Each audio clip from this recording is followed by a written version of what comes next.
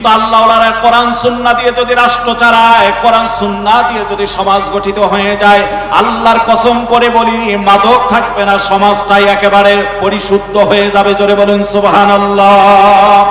আর মাদক বড় মারাত্মক জিনিস আমার ভাইরা।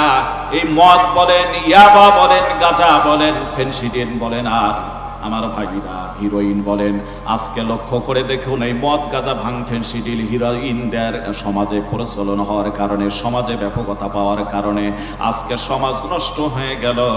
আমার বন্ধুগণ, যে কথাটা বলতে চাই, আল্লাহর কসম করে বলি, যদি কোরআন সুন্নাহ দিয়ে রাষ্ট্র পরিচালনা হয়ে যায়, মদ, গাঁজা, ভাং, ফেনসিডিল, ইয়াবা, হিরোইন কোনো কিছুই চলবে না। জোরে কোন কথা ঠিক কিনা?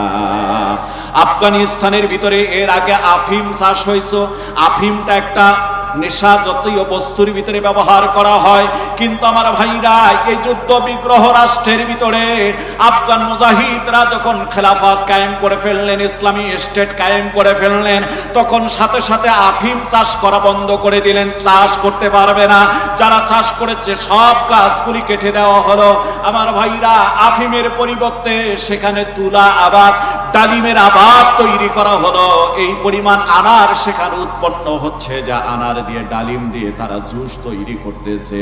এই জুস আফগান সহকারে যে আমেরিকা আফগানের মুসলমানদের রক্ত ঝরাইলো, সেই আমেরিকা আজকে আফগানিস্তানের ডালিমের জুস কিনে খাচ্ছে। জোরে বলুন সুবহানাল্লাহ।